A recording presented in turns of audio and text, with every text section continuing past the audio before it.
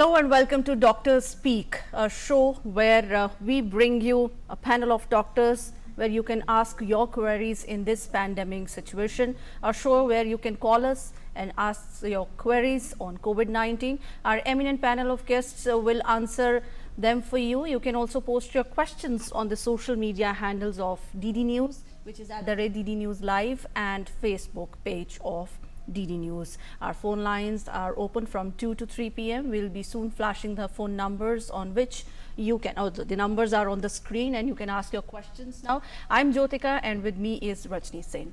शुक्रिया ज्योतिका। तो कोविड-19 संक्रमण के खिलाफ हमारी लड़ाई अब अहम पड़ाव पर है। हम सभी अपने अपने स्तर पर ये जंग लड़ रहे हैं। इसके अलावा स्वास्थ्य मंत्रालय की एक टीम भी कुछ राज्यों के दौरे पर है। कोविड के खिलाफ लड़ाई में प्रशासन मुस्तैदी से काम कर रहा है, लेकिन हम सभी की भी जिम्मेदारी बनती है कि हम अपनी सेहत का ध्यान रखें और बुनियादी सावधानियां बरतना ना छोड़ें। तो आप भी अपने सवालों के साथ तैयार रहिए, हमें कॉल कीजिए और सवाल पूछते वक्त अपने टेलीविजन का वॉल्यूम जरूर कम कर लें। और आज के विशेषज्ञों से सबसे पहले आपका तारुफ, आपका परिचय करा दें। डॉक्टर सुरेश कुमार हमारे साथ होंगे, मेडिकल डायरेक्टर मौलाना आज़ाद मेडिकल कॉलेज से। इसके अलावा डॉक्टर पंकज भारद्वाज भी होंगे, additional professor community medicine AIIMS Jodhpur से। डॉक्टर विकी सिंह भी हमारे साथ जुड़ेंगे, सीनियर ओरल सर्जन और कॉस्मेटिक डेंटिस्ट। तो आइए शुरुआत करते हैं डॉक्टर स्पीक की। And Dr. Pankaj Bhardwaj, Additional Professor Community Medicine, AIIMS from Jodhpur, I will come to you first. Now Unlock 1, we are talking about this. People are stepping out of their homes and obviously taking good care of themselves, but still we need to be more cautious in every step. How will you throw some light on the precautions at this time in Unlock 1.0? Thank you, Jyotika, for bringing this question as the first question of the entire discussion. सबसे पहले बहुत ज़रूरी हो जाता है ये समझना कि जब हम लॉकिंग उस फेज़ में चल रहे थे तो सरकार की तरफ से क्योंकि दिशा निर्देश थे और हमें बाहर नहीं आना था, तो हम पूरी तरह से हम हर तरीके के संक्रमण के खतरे से दूर थे। लेकिन जैसे ही ये अनलॉकिंग हुआ या अनलॉकिंग फेज़ 1 आया, तो अब जिम्मेवारियाँ हमारी बढ़ गई हैं। यानी कि हम इसे ऐसे कह सकते हैं कि लॉकिंग के वक्त सरकार अपनी जिम्मेदारी निभा रही थी, अनलॉकिंग के वक्त अब जिम्मेदारी सरकार के साथ हम इंडिविजुअल्स की भी हो जाती है।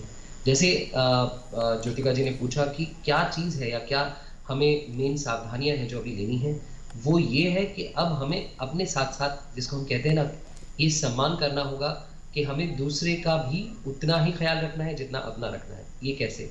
वही 3 बातें जो हम हर माध्यम से पहुंचा रहे हैं दर्शकों तक कि पहला, मास्क, जब भी बाहर निकलें मास्क का इस्तेमाल करें। जब भी आप बाहर निकलें आपकी हैंड हाइजीन प्रॉपर्ली आप उसे मेंटेन कर रहे हो, और फिजिकल डिस्टेंसिंग। अगर ये तीनों चीज़ें हम करते हैं तो डेफिनेटली हम इस अनलॉकिंग के फेज़ में भी अपनी जिम्मेदारियां निभा रहे हैं। जी, इस बीच डॉक्टर सुरेश कुमार हमारे साथ जुड़ गए हैं, मेडिकल डायरेक्टर मौलाना आज़ाद मेडिकल कॉलेज से। बहुत बहुत स्वागत है डॉक्टर सुरेश, आपका अहम पड़ाव पर है कोविड संक्रमण के खिलाफ हमारी ये लड़ाई। आंकड़े बढ़ रहे हैं लेकिन सावधानियां भी बरती जा रही हैं, प्रशासन के तौर पर भी और लोग भी कहीं ना कहीं सावधान तो हैं। आप कैसे देखते हैं इस पड़ाव पर, जबकि अब कुछ नई चीज़ें शुरू हो रही हैं, हाउस टू हाउस सर्वे शुरू हो रहा है, उसके अलावा राज्यों पर भी नज़र रखी जा रही है। आप कैसे देखते हैं इन सारी चीज़ों को? देखिए, जब से ये अनलॉक हुआ है तब से पब्लिक मोबिलिटी बहुत ज़्यादा बढ़ी है। हमारे यहाँ दिल्ली में आपने देखा होगा कि ट्रांसपोर्ट जो है, पब्लिक ट्रांसपोर्ट ओपन हो गया है, ट्रेन्स और जो बसेज हैं, तो उससे इंटरस्टेट मोबिलिटी भी काफ़ी बढ़ी है। काफ़ी ज़्यादा संख्या में हमारे पास मरीज आ रहे हैं। पहले जो मरीज थे वो कम थे, अब पर पिछले 2-3 हफ्ते से आपने देखा होगा आंकड़े दिल्ली के बढ़ रहे हैं। दिल्ली में जो पॉजिटिव पेशेंट्स की संख्या है वो बढ़ रही है।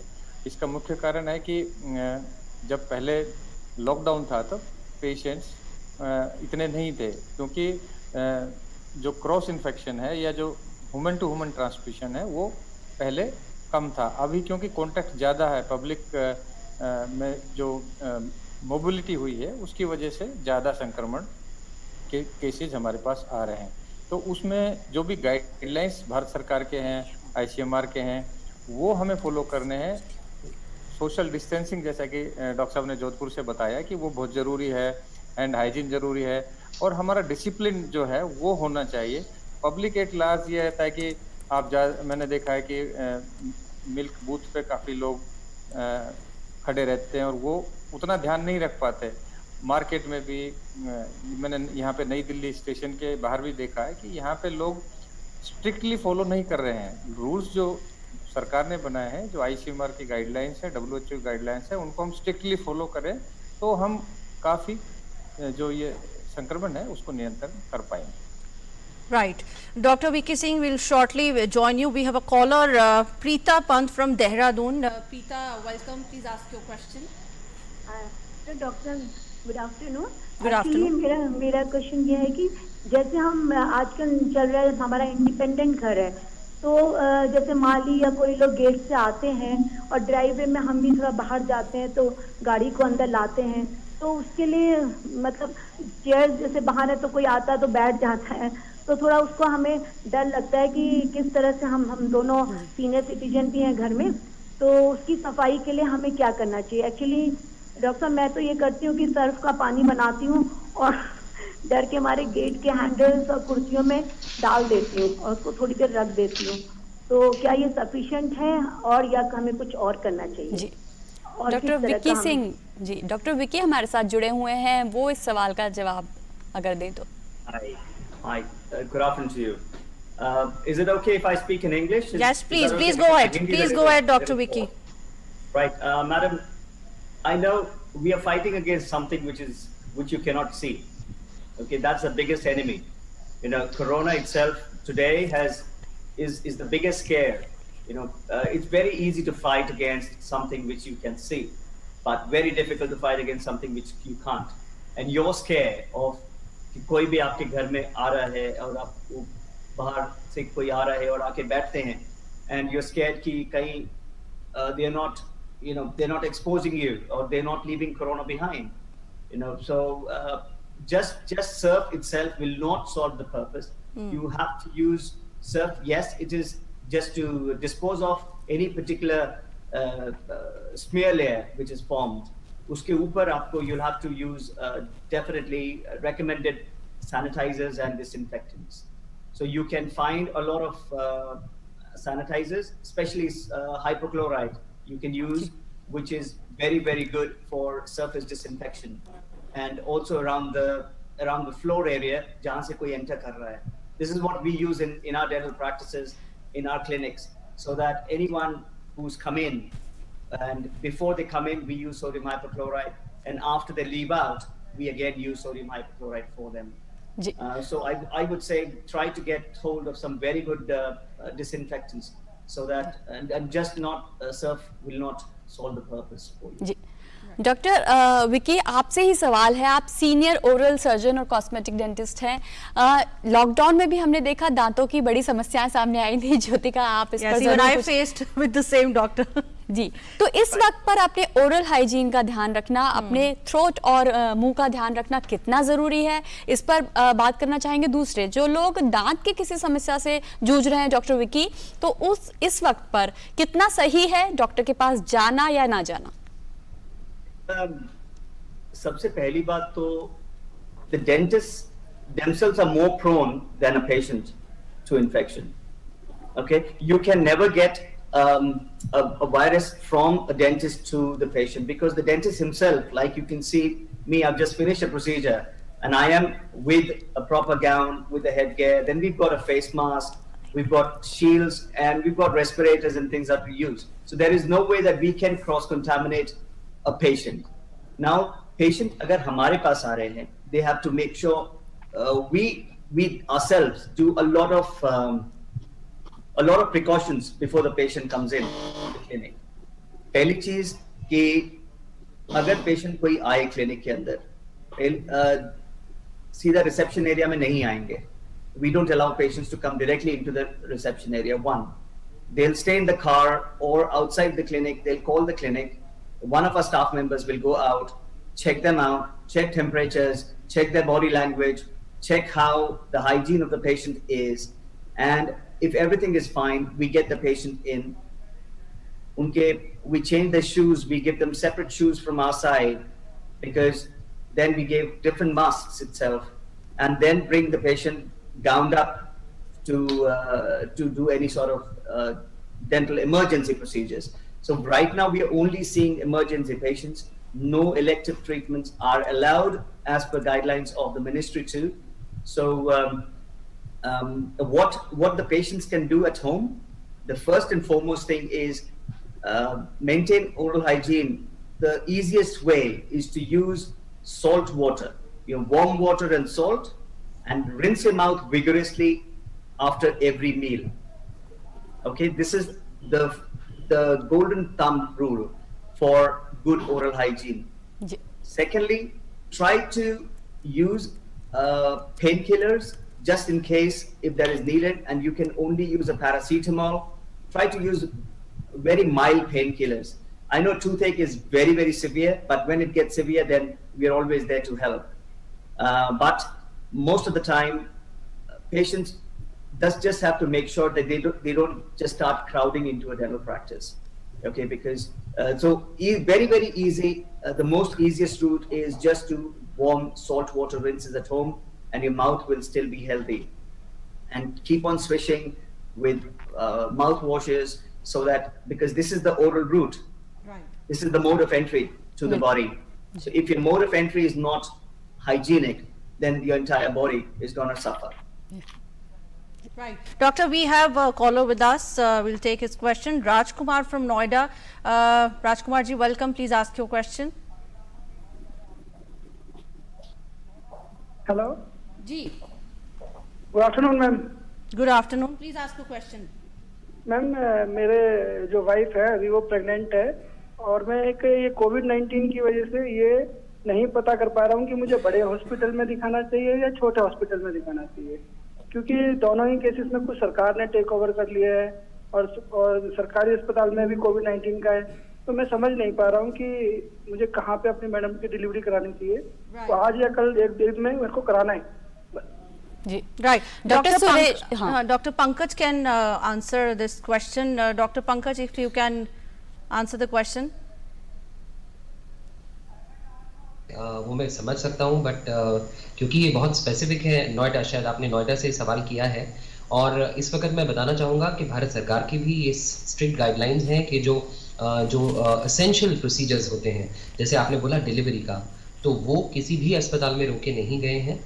आप बिल्कुल चिंता ना करें, और इसमें मैं ज़रूर एक बार जो डॉक्टर सुरेश हैं वो भी क्योंकि दिल्ली से आते हैं, क्योंकि यहाँ पर वो मुझसे राय रखेंगे इस बात से कि इस तरीके के प्रोसीजर्स के लिए कोई भी ऐसी अस्पताल नहीं है जो किसी भी तरीके का मना हो सकता है। जहाँ पर जिस अस्पताल में आप रेगुलर अपनी जो धर्मपत्नी है उनका चेकअप कराते रहे हैं, क्योंकि ऐसा ज़रूर हुआ होगा अगर 2 दिन में डिलीवरी है तो आपने जो एंटीनेटल केयर जिसे हम कहते हैं, या जो प्रसूति जो हम जांचें कराते हैं पूरी प्रेगनेंसी के दौरान, वो आपने ज़रूर ली होंगी। तो आप बिल्कुल बिना चिंता के उसी अस्पताल जाएं, क्योंकि उस पर उनकी पूरी जो होती है पूरी एक हिस्ट्री होती है फॉलोअप की, तो वो वहाँ पर होगी और आप वहाँ जा सकते हैं। किसी भी अस्पताल में जो इस तरीके की जो डिलीवरी की सुविधाएं हैं वो रोकी नहीं गई हैं। शायद डॉक्टर सुरेश इसमें थोड़ा और बता सकते हैं, क्योंकि मैं जोधपुर से आता हूँ, बट पूरे भारत में जो गाइडलाइंस हैं वो सिमिलर ही रखी गई है। बिल्कुल जी। मैं इसमें ऐड करना चाहता हूँ कि हमारे पास यहाँ पे डॉक्टर सुरेश, हाँ, जो कोविड पॉजिटिव मदर्स हैं उनकी 120 से ज़्यादा डिलीवरी हमने कराई हैं। 64 नॉर्मल डिलीवरी हुई है, काफ़ी सारे सीजरियन सेक्शन, 50 से ज़्यादा सीजरियन सेक्शन हमारे यहाँ पे हुए हैं लोकनायक में। इसके साथ साथ जो नॉर्मल पेशेंट होते हैं, जो जिनका नेगेटिव स्टेटस है, जिनको कोई कोरोना नहीं है, उनके लिए भी हमारे जो सरकारी अस्पताल हैं उसमें सारा मुफ्त यहाँ पे ये फैसिलिटी है। तो इसमें आपको कोई डरने की आवश्यकता नहीं है, आप किसी भी हॉस्पिटल में जा सकते हैं। एक हेल्प डेस्क भी है, वहाँ पे भी आप संपर्क कर सकते हैं। तो दिल्ली में ये सारी सुविधा मुफ्त है और आपको कोई परेशानी नहीं होगी। नोएडा का भी आप पता कर सकते हैं कि नोएडा में भी शायद ये फैसिलिटी होगी। जी, बहुत अहम जानकारी है डॉक्टर सुरेश, इसको मैं विस्तार से आपसे एक बार फिर इस पर सवाल करूंगी और आप तक आऊंगी, लेकिन डॉक्टर विकी इस वक्त हमारे साथ जुड़े हुए हैं, डेंटिस्ट हैं, ओरल हाइजीन को लेकर काम कर रहे हैं। डॉक्टर विकी, आपसे सवाल है, पूरे ही लॉकडाउन में और उसके बाद भी बच्चे बहुत ज़्यादा घर पर रहे हैं और उनकी डिमांड्स भी हैं, खा भी रहे हैं, उनके दांतों को लेकर बहुत ज़्यादा समस्याएं भी सामने आई हैं और ये बुजुर्गों के साथ भी हुआ है, लेकिन बाहर नहीं जा पा रहे हैं ट्रीटमेंट के लिए। अगर कोई समस्या हो रही तो डर लग रहा है कि डेंटिस्ट के पास जाएं या ना जाएं, तो उसको कितनी देर तक अनदेखा किया जा सकता है या फिर तुरंत ट्रीटमेंट इस वक्त लेना जरूरी है? इसको आप कैसे देखते हैं? And just to add in Rajni's question, Dr. Vicky, that people also, follow home remedies in such cases, keeping a clove in your teeth and all those stuff. So how do you throw light on that as well? One thing, there are too many home remedies in India. मतलब दादी के नुस्खे, काफी चीजें हैं जो people know about it and they try to follow, but they don't understand. Like a clove will give you symptomatic relief, but if it is not removed within a speculated time, it's going to lead to an infection in the tooth. Okay, so it will give you temporary relief definitely, but afterwards, after like maybe a day or so, it will start aching again, and then if the clove gets stuck into the tooth area, it gets very difficult to remove. So I would say if it's an emergency procedure where it's extreme pain, you can call the emergency helpline number. We are there to help you anytime of the day or night. Yes, if it is minimal invasive, as I said, for kids, as madam said, the kids have to brush twice daily, which is very important. Make sure that they avoid sweets completely and have good fiber foods and fruits, especially, so that the automatic cleansing does happen to the teeth. And to avoid sweets is very, very, very important. Right. So all those, parents connected to our shows, a warning sign for, kids, do not eat, more chocolates and sweets, staying back at home, which is not safe for you at all. Now, going back to Dr. Pankaj Bharadwaj, I will come back to you again. Life has changed now. We are moving to a digital life, but still, we cannot just stop stepping outside, doing our, everyday household works and other office jobs, etc. So now, because everybody is coming out, a community spread is a threat to the society. So what are the basic 5 things, if I ask to take care when you step outside, going for your, everyday work or stepping out of any other emergency thing? Okay, I believe a very nice and very pertinent question again, which has been asked. So as you are asking me about 5 points which everybody should take care about, I will say that whenever we are stepping out of home, और जब भी कभी हम अपने घर से बाहर आ रहे हैं, सबसे पहले हम अपने ऊपर कुछ सेल्फ चेक लगाकर चलें। पहला चेक ये देख लें कि आज हम कैसा महसूस कर रहे हैं, जिसको हम कहते हैं कि हम अपना सेल्फ असेसमेंट कर रहे हैं, फिजिकल। क्या आज हमें बुखार तो नहीं है? बुखार जिसे हम कहते हैं, अगर आप दर्शक ये जानना चाहें कि हमसे किसे बुखार क्या है, हम 100.4 डिग्री फ़ारेनहाइट से ऊपर जो टेम्परेचर होता है जब आप थर्मामीटर में लेते हैं, तो यदि इस तरीके का बुखार है या उसके साथ साथ आपको खांसी है, थोड़ा आपका सांस फूल रहा है, तो आज ये इस बात का इंडिकेशन है कि आज कुछ सही नहीं है शरीर में। और यदि बहुत ज़रूरी नहीं है, या हम इस समय तो कोविड-19 का वक्त है, तो हम ये कहेंगे कि ये पहला चेक है जो आपको ये कह रहा है कि आज बाहर जाने का ज़रूरत नहीं है, और हो सके तो आज आप बाहर ना जाएं। दूसरा चेक सबसे ज़रूरी ये कि निकलते वक्त एक बार फिर चेक कर लें कि आपके पास समुचित संख्या में फेस मास्क हैं या नहीं है, क्योंकि हम ये मानते हैं कि फेस मास्क 6 घंटे या 8 घंटे से ज़्यादा आप नहीं लगा सकते। अगर वो गीला हो जाता है तो हमें वो बदलना पड़ता है। तो अपने पास ये ज़रूर देख लें कि हमारे पास समुचित मात्रा में फेस मास्क हैं। तीसरा चेक फिर देखें कि आज आपने कोई हैंड सैनिटाइजर, जैसा हम जानते हैं 70% जिसमें ज़्यादा alcohol, more than 70% alcohol based hand sanitizers आपके पास मौजूद हो।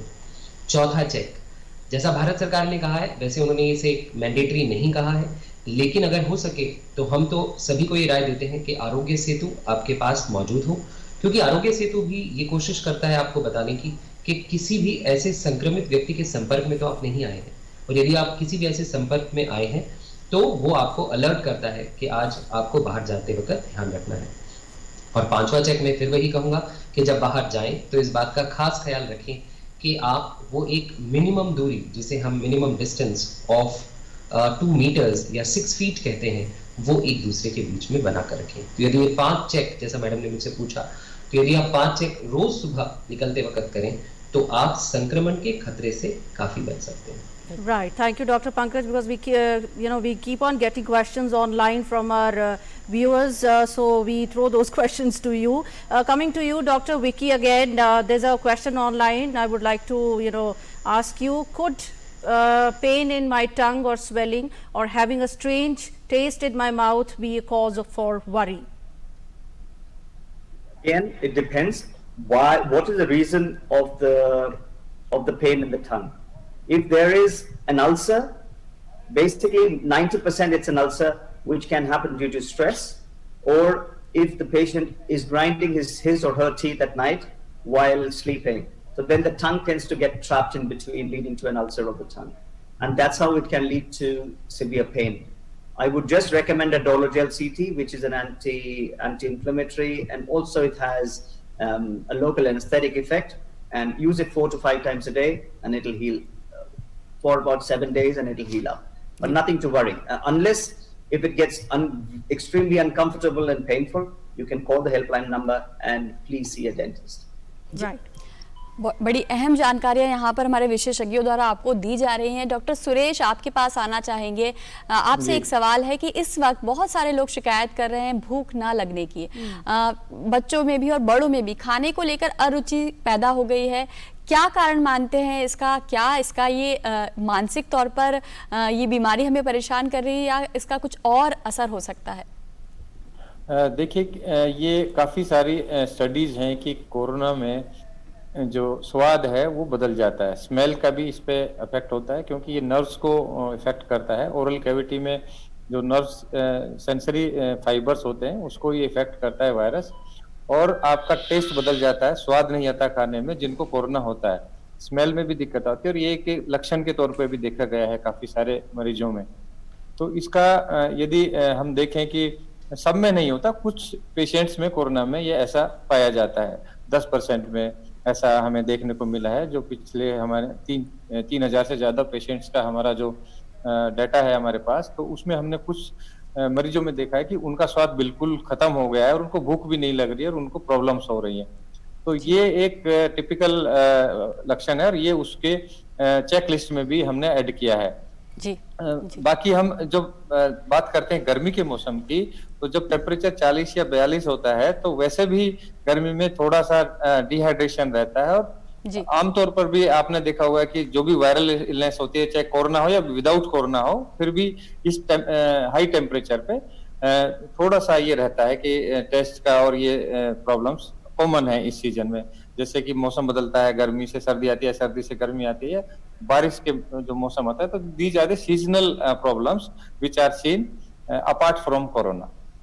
जी, right. Coming to you, Dr. Vicky, again, although the question coming online is not connected to COVID, but yes, connected to your department, that is bad breath caused by other oral health issues, and what can I do to, avoid this? First and foremost, what I've seen in India, people tend to lack and people tend to avoid dentistry. People tend to avoid dental health. वो तभी dentist के पास जाएंगे जब बड़ी problem आती है। Now see, I am from the UK, so I've been practicing in London for more than 13 years, and just came back to India about 5 years back. So the kind of dentistry there and the kind of dentistry we do here in India is very, very different. The mindset of the people is very different. वो जब दांत का दर्द होगा, जो रात को आएगा, रात को 11 बजे 12 बजे जैसे ही सो रहे होंगे तब आता है, that's when the patients tend to say, "ओरे, दांत में प्रॉब्लम है." So and plus people don't go to a dentist every 6 months to get their teeth cleaned. Okay, please understand, research shows that if the oral cavity, if the mouth is unhealthy, there's a lot of plaque and tartar sitting in. It can lead to systemic diseases, and there has also been studies showing that it can lead to heart problems as well, and also diabetes, because a lot of tartar and plaque sitting in is a very high source of sugar. which is getting into your body and getting absorbed. So that's why, please, it's a request. The bad breath happens just because you're not seeing a dentist every 6 months. Get the teeth clean. There will be no problem in the oral health and bad breath at all. I think, Dr. Vicky, we are running the shorts as well. Now in this pandemic situation, we keep on, washing our hands after every 15 minutes, 20 minutes. And now we are so, conscious about all these hygienic conditions. But oral hygiene conditions are equally important. We, sometimes miss all these important hygienic conditions very, generally we miss them. Absolutely. That's what I said. People here, they tend to avoid oral health completely. I myself, I have seen my parents, despite being a dentist, they don't come to see me every 6 months. I have to force them to come and get the teeth clean. So you can imagine that the mindset is very, very different in terms of, because dentistry is a very silent disease, please understand. Gingivitis is a very silent disease. It will not cause problems straight away. It will start causing problems once the gums start to bleed. It will take about 4 or 5 years, and then suddenly it starts to show up that, oh doc, my gums are bleeding, what do I do? Now the teeth are moving, what do I do? So that's why, to maintain good oral hygiene and to avoid all the future problems, please see a dentist every 6 months, one. Secondly, make sure that you're rinsing your mouth after every meal, which is very, very important. Mouth rinsing is so important because any food debris which gets stuck in when you've just finished a meal, it is very easy to take out with a vigorous mouth rinse. And then you wait for 2 days and suddenly it's turned into plaque and then tartar after 7 days. So it gets calcified, so it's stuck in. Also, the patients here and people don't like to floss. Flossing is so important. Try to floss at least once in 2 or 3 days. Okay. Now, when we are watching television, that is the best time to watch. अभी तो वैसे भी सबके पास रात को फुर्सत ही फुर्सत है. बच्चों को भी, even everybody can floss their teeth. So start learning to floss. YouTube is a very good medium to teach you how to floss your teeth. बिल्कुल. Flossing is very important. Try to use a mouthwash. Okay, mouthwash again is very, very, very, very important. But it has to be alcohol-free mouthwash. Otherwise, it adds to your alcohol consumption of the week. बिल्कुल. बहुत अहम जानकारी यहाँ पर दी जा रही है कि इस समय पर अपनी पूरी सेहत का ध्यान रखना हम सभी के लिए बहुत ज़रूरी है. डॉक्टर भारद्वाज, आपके पास आएंगे. हमारे कॉलर हमसे सोशल मीडिया पर भी सवाल पूछ रहे हैं. एक व्यक्ति हैं, पूछ रहे हैं, वो 61 साल के हैं और एस्थमेटिक हैं, लेकिन मास्क पहनते समय उन्हें बहुत ज़्यादा दिक्कत हो रही है सांस लेने में. तो पूछना चाह रहे हैं किस तरीके का मास्क पहने. डॉक्टर भारद्वाज और डॉक्टर सुरेश, आप दोनों के पास ही एक एक करके आएंगे, क्योंकि मास्क को लेकर बहुत ज़्यादा लोग जानकारियाँ चाह भी रहे हैं. किस तरीके से पहने, अगर सांस लेने में दिक्कत हो रही है तो क्या करें? ये जो सवाल जो हमारे दर्शक ने उठाया है, ये ज़रूरी है कि इसे बहुत हम ध्यान से सुनें कि किस तरीके के मास्क हम पहन सकते हैं. पहले तो जैसे उम्र आपने बताई 60 से ज़्यादा उम्र है, तो बहुत ज़रूरी हो जाता है कि ये हम इन्हें हाई रिस्क ग्रुप्स मान रहे हैं कि 60-65 के आसपास के लोग या उनसे ज़्यादा के लोग थोड़े रिस्क में हैं, जिन्हें कोविड-19 का खतरा जो यंग वयस्क है उससे थोड़ा ज़्यादा हो सकता है. तो अब इन्हें क्या करना है? इन्हें जैसे इन्होंने बताया कि कोशिश तो ये करें कि ये बहुत ज़्यादा घर के बाहर ना आए, अगर बहुत ज़रूरी नहीं है तो.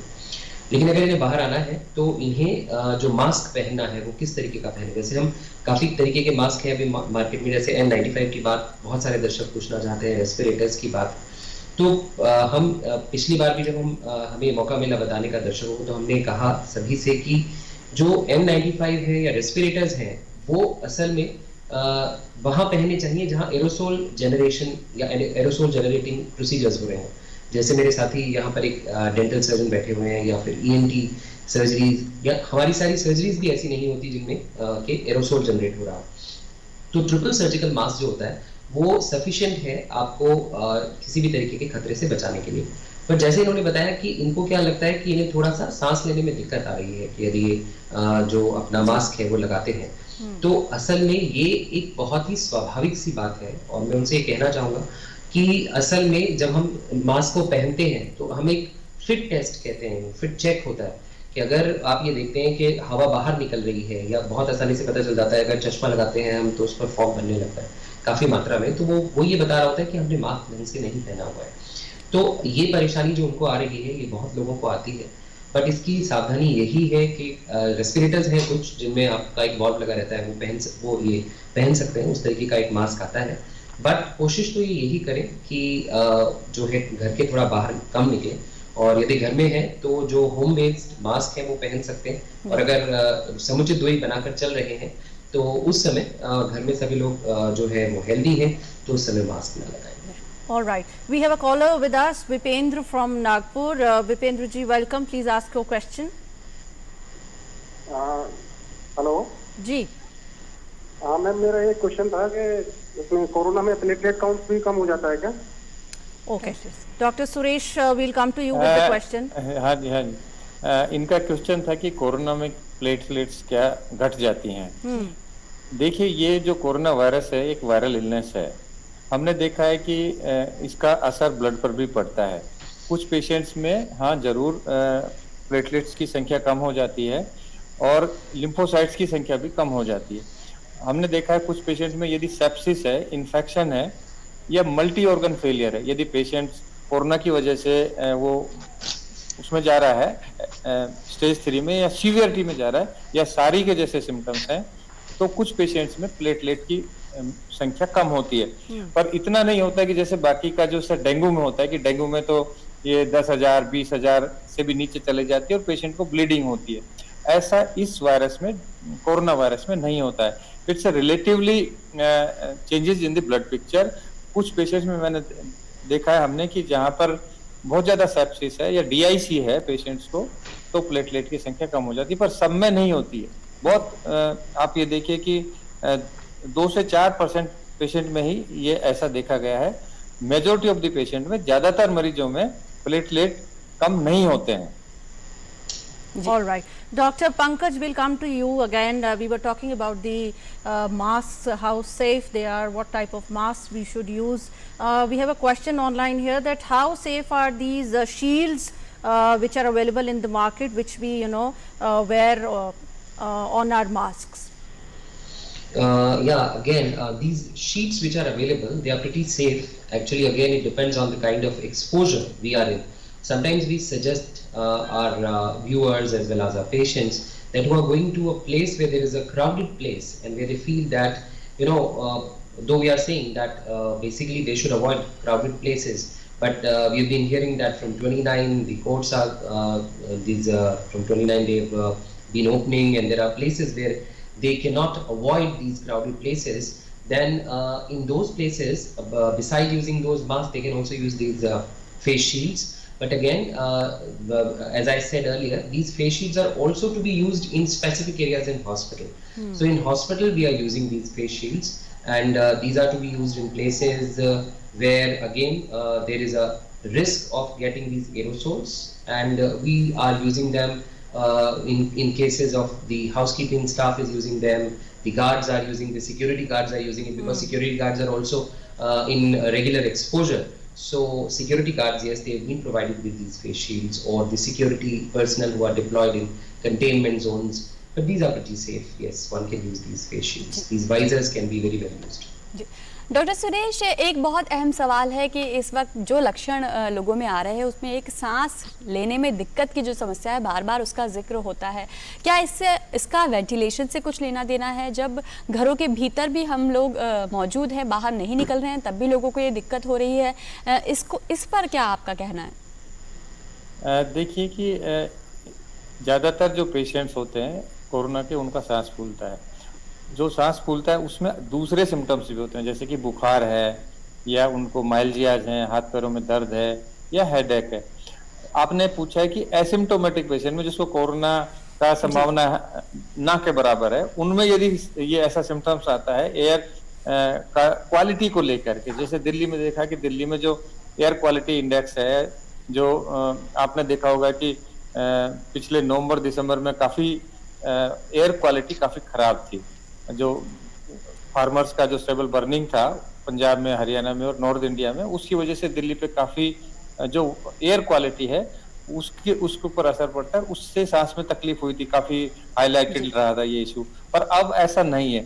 अब जो एयर की क्वालिटी है काफी अच्छी है, क्योंकि लॉकडाउन में तो सबसे अच्छी रही है। हमने देखा कि मैं पिछले 30 साल से दिल्ली में रह रहा हूँ, सबसे अच्छी एयर क्वालिटी हमने बिल्कुल, लॉकडाउन के दौरान जी। देखने को मिली कि जब बिल्कुल आसमान साफ था और बिल्कुल क्लियर एयर थी और कोई ज्यादा प्रॉब्लम नहीं हो रही थी। जी रिलेटिवली हमने देखा कि जहाँ ओवर क्राउडिंग है, जहाँ पे एनवायरमेंटल पॉल्यूशन है, वहाँ और बुजुर्ग जो एज है, एज रिलेटेड भी इसमें बहुत बड़ा फैक्टर है कि यदि बुजुर्ग व्यक्ति है और एयर की क्वालिटी खराब है या कहीं पे वहाँ पे स्मोक है या उस पे डस्ट है या कंस्ट्रक्शन एक्टिविटी चल रही है आसपास में, यदि कंस्ट्रक्शन चल रहा है और उसमें डस्ट ज्यादा है आसपास, तो उससे सांस में तकलीफ होती है।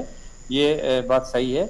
ये जो कोरोना का सांस जो फूलता है या ब्रेथलेसनेस होती है, उसके साथ एसोसिएटेड सिम्टम्स भी होते हैं। उसमें जैसे मैंने आपको पहले बताया कि यदि किसी का सांस फूल रहा है और उसको बुखार है तो उसको टेस्ट कराना चाहिए।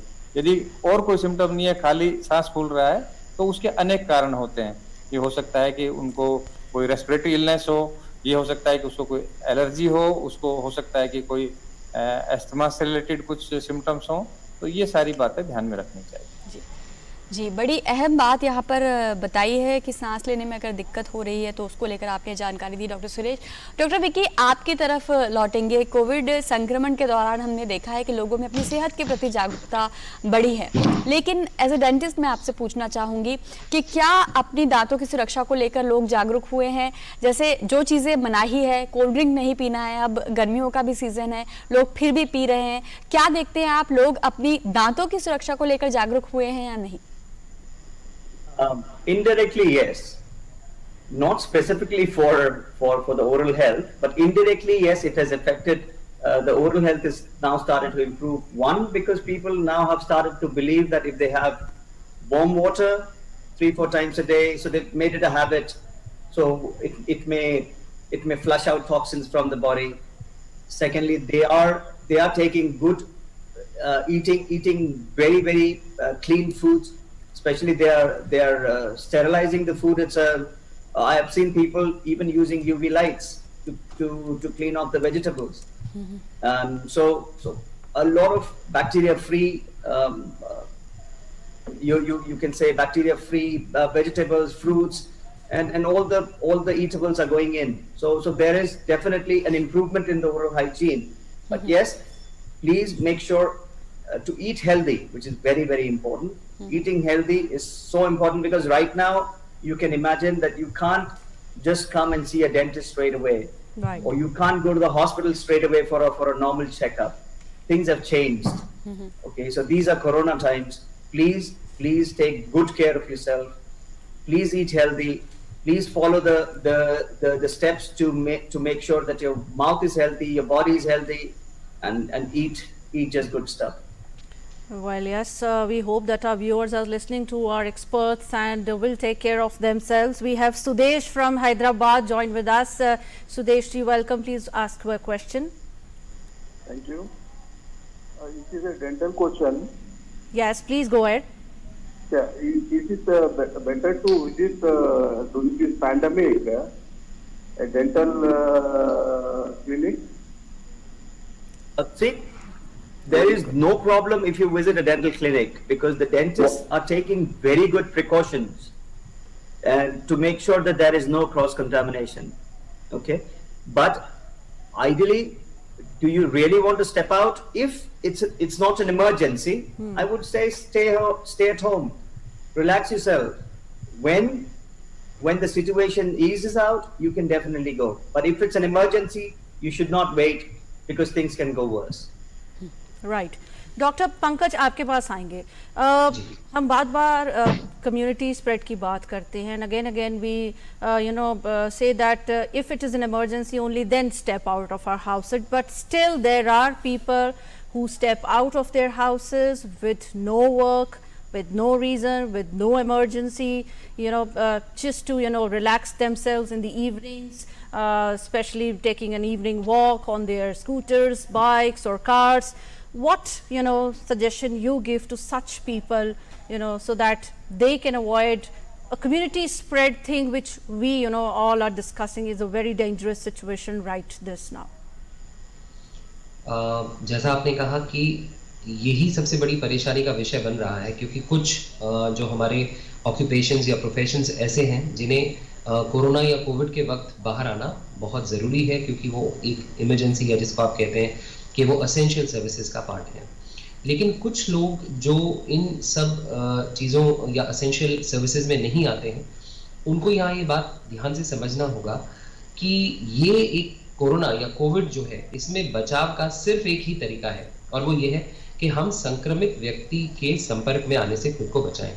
बहुत बार ये बात लोगों के दिमाग में फैल रही है, या काफ़ी, क्योंकि हमने पहले भी इस बात का जिक्र किया है अपने और मंच पर कि लोग अब बहुत ज़्यादा विज्ञान पढ़ने लगे हैं, और अब परेशानी क्या हो रही है कि जानकारी तो वो ले रहे हैं, बट जानकारी उनकी कहीं ना कहीं अधूरी भी है, और अधूरी जानकारी ना जानकारी के सामने ज्यादा खतरनाक होती है। True. तो कहीं ना कहीं हर्ड इम्यूनिटी का एक कॉन्सेप्ट जो हम एपिडेमियोलॉजिस्ट या डॉक्टर्स जानते हैं जिस तरह से, उस तरह वो हर्ड इम्यूनिटी को नहीं ले रहे हैं। काफी लोगों से हमने ये बात सुनी कि यदि हम बाहर आते हैं और थोड़ा थोड़ा इन्फेक्शन लगता है तो वो एक हर्ड इम्यूनिटी का तरीका होगा। तो उन लोगों को भी मैं यहाँ से स्पष्ट तौर से इस मंच से बताना चाहूंगा कि हर्ड इम्यूनिटी लेने का यह तरीका जो है, ये सिर्फ एक थियोरेटिकल तरीका आपके हिसाब से हो सकता है, बट ये प्रैक्टिकल तरीका नहीं है जी। जो लोग क्योंकि जैसे हमने बताया कि सोशल मीडिया पर अब आपसे जब हम जिक्र कर रहे हैं तो बताना चाहूंगा कि आजकल हम इसे एक इन्फोडेमिक्स का नाम दे रहे हैं। जैसे हम एपिडेमिक या स्पोरेडिक्स कहते हैं, जैसे पैंडेमिक होता है ऐसे ही इन्फोडेमिक होता है, यानी इंफॉर्मेशन का एक एपिडेमिक आया हुआ है। तो लोगों ने अब क्या किया है कि ये सोच करके ठीक है हम बाहर जाते हैं, हम बाहर निकलेंगे, कोई फर्क नहीं, अगर हमें छोटा इन्फेक्शन भी लग जाएगा तो कोई चिंता की बात नहीं है। तो उन्हें समझना होगा कि वो एक पोर्ट ऑफ इन्फेक्शन बनेंगे। They will bring this infection from the community to their home या घर में। हो सकता है वो थोड़े सही रहे, हो सकता है घर में उनके कोई बुजुर्ग व्यक्ति हो, प्रेग्नेंट वुमन, या फिर 10 साल से कम उम्र का बच्चा।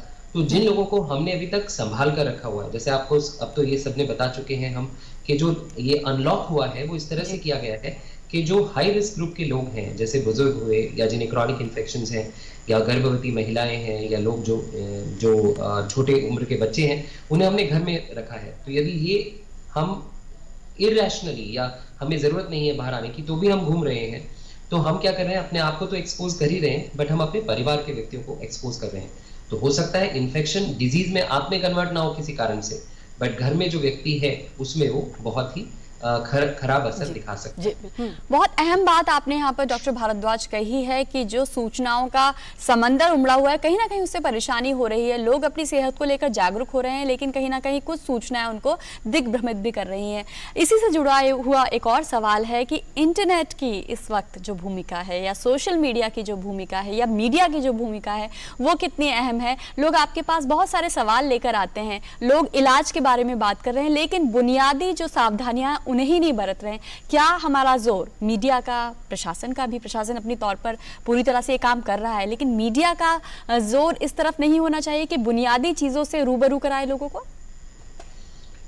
बिल्कुल सच जो आपने कही, शायद ये सबसे पहली बात है जो आपके द्वारा, आपके माध्यम से जिसको आप निभा भी रहे हैं, ये सही जानकारी ये सब तक पहुंचनी बहुत जरूरी है कि प्रशासन, चिकित्सक सब अपना कार्य कर सकते हैं, लेकिन अगर हमें कोविड को इस देश से भगाना है तो सिर्फ और सिर्फ सजगता और सही जानकारी का होना बहुत जरूरी है।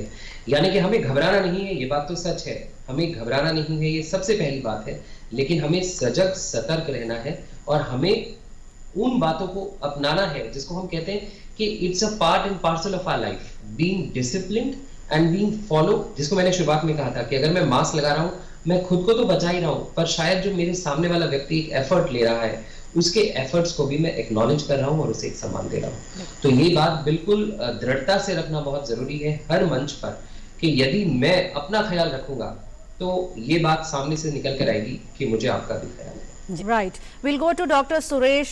Dr. Suresh, as Dr. Pankaj was saying that we, gain a lot of knowledge from internet and all, and we sometimes, start our self-medication. We start taking medicines over the counter, and we want to treat ourselves on our own, which is not at all safe, and we miss the basic, prescriptions or the guidelines from your expert. I'll come to you with this question. We have a caller with us. Let us ask his question first. Please welcome, please ask your question. जी, कुलदीप जी भी हैं हमारे साथ। कुलदीप, अपना सवाल पूछिए। सवाल ये था कि जो कोविड पेशेंट प्लाज्मा थेरेपी से रिकवर हो चुका है, तो उसके लिए उसके बाद फ्यूचर में क्या प्रिकॉशन रखी जाए कि उनकी सेहत बिल्कुल ठीक है? Right. Dr. Suresh, if you could answer the question. Yes. We are giving plasma therapy to large number of patients, and recently we have got approval of Government of India for 200 patients. His question, Kuldeep has asked what precaution he or any patient should take if patient is fully treated and have received plasma therapy.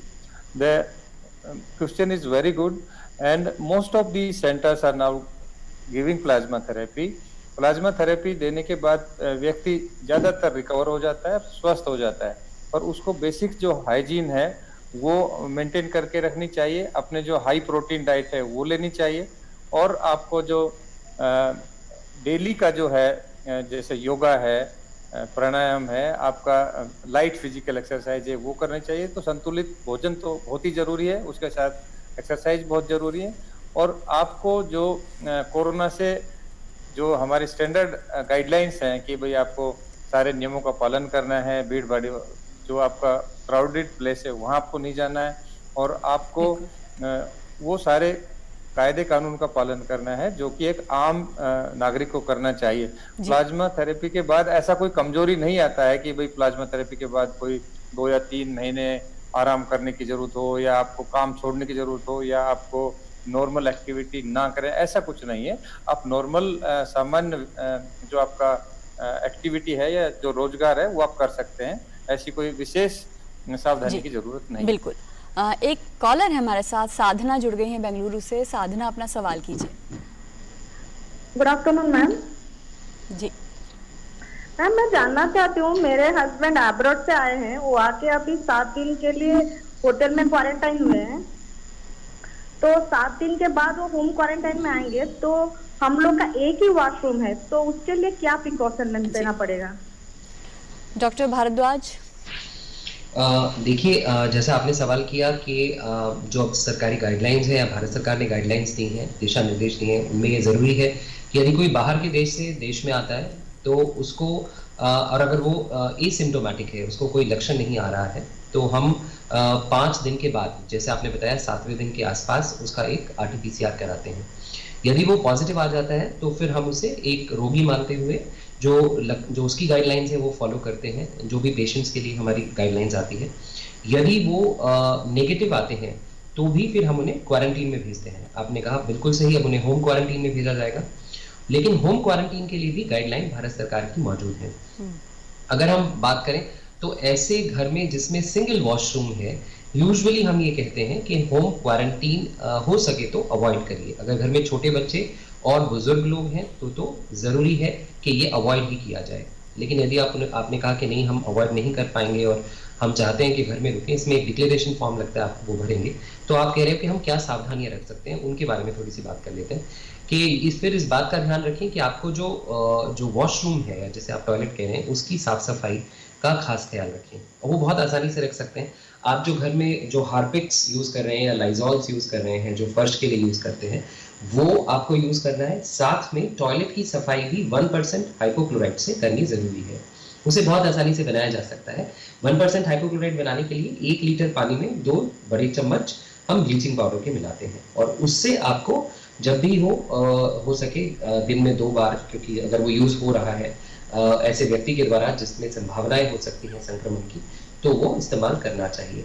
एक और चीज़ का खास ख्याल रखें घर में, यदि ऐसा व्यक्ति है जो कि या तो क्वारंटीन में है या फिर वो आइसोलेशन में है, तो वेल वेंटिलेशन, सारे कमरों में वेल वेंटिलेशन होना चाहिए। मतलब कि हो सके तो खिड़कियां दरवाजे खुली रहें, जिससे कि जो अंदर, जिसको हम कहते हैं हवा से डाइल्यूशन बना रहे, एयर चेंजेस होते रहे बहुत रैपिडली। और तो बाकी अगर इन सब बातों का ध्यान रखा जाए तो ऐसे घर में रहा जा सकता है। लेकिन मेरा फिर वही कहना होगा कि यदि घर का स्पेस कम है तो कोशिश कीजिए, और घर में यदि ऐसे व्यक्ति हैं जो थोड़े संक्रमण का जिन्हें खतरा ज़्यादा है, तो अवॉइड करें कि होम क्वारंटीन या फिर होम आइसोलेशन ऐसे घरों में। All right. So we are running short of time. I'll come to Dr. Vicky. Dr. Vicky, we discussed many important, topics, and you focused on the oral dental care. Quickly, if you can wrap up, how can we take care of ourselves, in this pandemic situation connected to oral health, especially the children, the elderly people? Very important is have a good diet, a very balanced diet, have good fiber foods, high protein, avoid too much of carbs, avoid too much of sugars, and just be healthy. And please make sure that you are rinsing your mouth after anything and everything that you eat 3 times a day. And in case of bad breath, you can use warm saline rinses. Stay healthy, and that's my best wishes. And hopefully corona is going to go up very soon. Don't worry. बहुत बहुत शुक्रिया doctor Vicky आपका, आपने oral hygiene को लेकर, dental care को लेकर बहुत जानकारी साझा की है। लेकिन एक और हमारे कुछ कॉलर आपसे लगातार सवाल कर रहे हैं डेंटल हाइजीन को लेकर, बच्चों को लेकर वही सवाल बार बार आ रहा है कि बच्चों में अगर चोट लगती है इस वक्त पर, खासकर क्योंकि घर पर हैं, खेल कूद भी हो रहा है, तो अवॉइड कर रहे हैं, उसके बावजूद भी डेंटिस्ट के पास जाना। अगर मान लीजिए कि बच्चों को चोट लगती है तो किस तरीके की सावधानी रखें? क्या अभी भी इग्नोर करें जाना, या फिर जाना ज़रूरी है? Depends again on the severity of the fall. Usually जब भी बच्चा गिरता है, the child will always fall on his face, and they'll always fracture either the front teeth or the lower teeth. So if you can see that the tooth is stable and it is not moving, try to hold the tooth in one place and just hold it there for 5 to 10 minutes and do some good ice packs, and give the child, depending on the age, if it is from 1 to 8 years old, you can give Calpol syrup, and that's it. Twice daily to 3 times a day, depending on the weight and the age of the patient. So it can go from 2.5 ml till about 5 ml. If the tooth is luxated out, if the tooth has come off slightly and you can see that the tooth is hanging a little, immediately see a dentist and just call the emergency helpline, and the dentist will be there to help you straight away. Do not ignore it, because at the end it is the health of the tooth. जी बिल्कुल। तो जो बुनियादी सावधानियां हैं उनका आप सभी ध्यान रखें। सेहत को लेकर कोई समस्या हो रही तो उस पर ध्यान ज़रूर दें। आप सभी विशेषज्ञों का बहुत बहुत शुक्रिया, डॉक्टर विकी, डॉक्टर सुरेश और doctor. Yes, please go ahead, Dr. Vicky. Sorry for the No, kids, please go ahead. just in case if the tooth tends to fall out, अगर दांत बाहर निकल जाए, इतना बुरा fall हो, so immediately put it in milk. Okay, so that you can store the tooth for up till about 4 hours. And then try to see the dentist immediately. That tooth can be replanted back into the soil. बहुत अहम जानकारी। Very important, yes, very important information. Thank you, Dr. Vicky. Thank you, Dr. Pankaj Bhardwaj from Jodhpur, joining with us and giving all that important information to our viewers and taking up their questions and queries. Dr. Suresh Kumar also, thank you very much for joining with us. So that's all we have today. We only say that stay home, stay safe, because as we all say, Rachni, जान है तो जहान है। बिल्कुल, अपने स्तर पर अपनी सेहत का आप ध्यान रखिए और बुनियादी सावधानियां ज़रूर बरतिए। डॉक्टर स्पीक में आपकी समस्याओं का समाधान हम करते रहेंगे। फिलहाल हमें दीजिए इजाज़त। नमस्कार।